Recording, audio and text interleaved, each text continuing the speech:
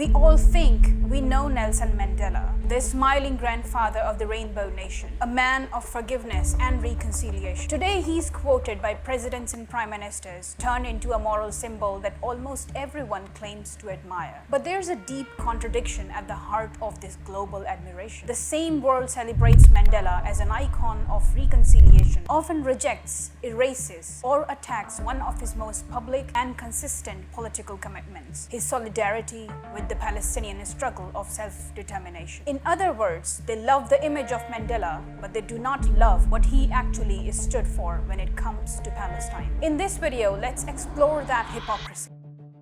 How Mandela's legacy has been sanitized, especially in the Western discourse. How his position on Palestine remained consistent over time, from 1990s to his presidency. And how today people invoke his name against apartheid and genocide in the abstract, while refusing to confront those very crimes when they're alleged in the present. Let's start from there, not with the mythology, but with Mandela's own words. When Mandela came to the United States in 1990, just months after his release, he appeared on the ABC program Nightline in a town hall hosted by Ted Koppel. By then, Mandela was a global hero, but many in the American establishment wanted him to distance him from leaders they considered enemies: Yasser Arafat, Fidel Castro, Muammar Gaddafi. Koppel and the audience members pressed him over and over, asking why did he still call these men his friends? Why did he support the Palestine Liberation Organization, PLO? Why wouldn't he align his politics with Washington's list of good and bad actors? Mandela's answer was simple and sharp. He said one of the mistakes that some of the political analysts make is to think that their enemies should be our enemies. He insisted that the African National Congress was an independent movement, and that its alliances were determined by one thing: who had supported the struggle against apartheid to the hilt, not by who the United States wanted him to condemn.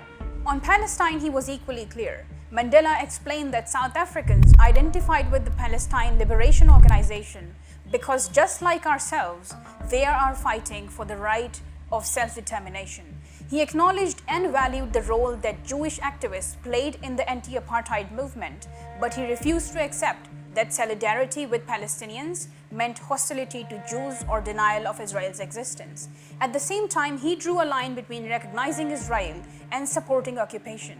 Mandela said he accepted Israel's right to exist within secure borders, but argued that secure borders could not mean keeping territories seized from the Arab world, including the West Bank, Gaza, and the Golan Heights, territories that, in his view, should be returned.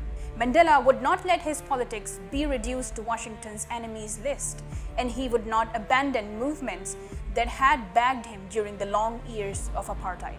Crucially, this wasn't a passing position from a newly freed revolutionary. He sustained the same line throughout the 1990s, including as president of South Africa.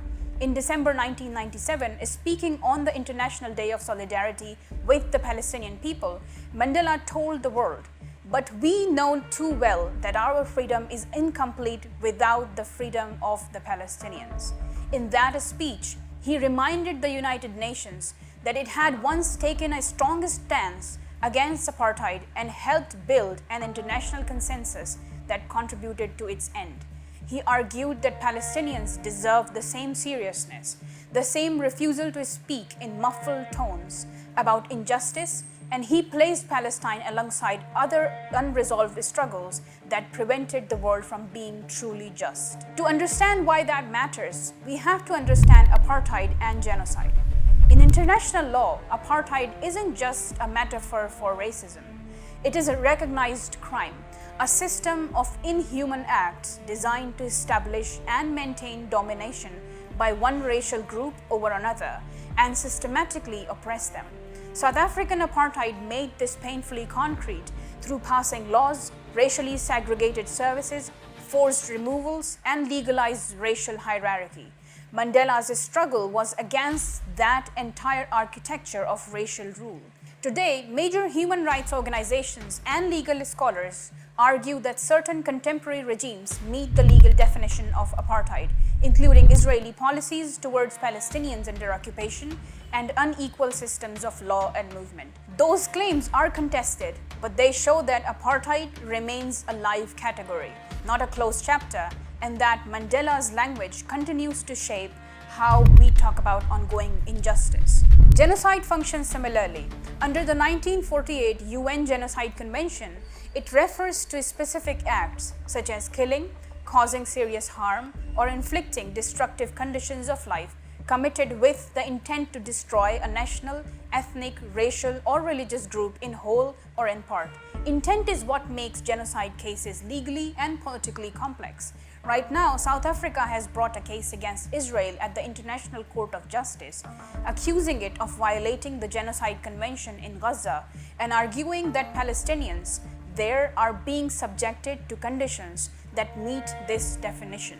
Whatever the eventual judgment, it's striking that Mandela's own country is using the legal tools forged in the wake of the Holocaust and apartheid to challenge current abuses, again linking South Africa's freedom to the fate of Palestinians. We don't need all the technical details to see the pattern. The vocabulary that came out of the era of Mandela and the mid-20th century struggles, apartheid, genocide, crimes against humanity, is now being used to describe our present. Yet, many of the states that celebrate Mandela for overcoming apartheid reject or attack these legal frameworks when they are applied to their allies. So, why has Mandela been sanitized in the Western discourse? Scholars like Alexander Bresford argue that the construction of Mandela as a sanctified moderate has served the interest of the ANC as a party, Western politicians, and international business, all of whom benefit materially and ideologically from owning a carefully cleaned up Mandela image. In this narrative, Mandela is turned into a non-ideological symbol who transcends conflict rather than a leader rooted in anti-colonial, anti-capitalist, and anti-imperialist politics. The result is a selective Mandela. His capacity to forgive is highlighted, but his critique of empire, his commitment to Palestinian freedom, and his insistence on economic justice are pushed to the margins. This brings us back to the core hypocrisy. When activists, scholars, or states today use the language of apartheid or genocide to describe Palestine, they are often dismissed as extreme, accused of misusing Mandela's legacy, or criminalized. Yet, Mandela himself explicitly connected South Africa's freedom to Palestinian freedom, defended the PLO's struggle for self-determination, and publicly argued that speaking in muffled tones about Palestine was unacceptable. To truly honor Mandela means more than putting his face on posters.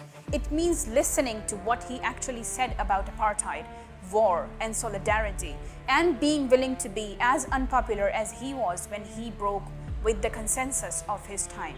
So the next time Mandela is involved in debates about Palestine, we should ask, are we talking about the Mandela who reassures Western leaders and fits neatly into corporate diversity sessions? Or the Mandela who told Ted Koppel that their enemies should not be our enemies? Who called Yasser Arafat a comrade? And who told the United Nations that South Africa's freedom was incomplete without the freedom of Palestinians? If it's the second Mandela, the one history actually gives us, then his legacy doesn't let us stay neutral. It pushes us to name apartheid and genocide where they are credibly alleged, to stand in solidarity with people is still fighting for self-determination, and to recognize that a freedom built on someone else's disposition is not freedom at all.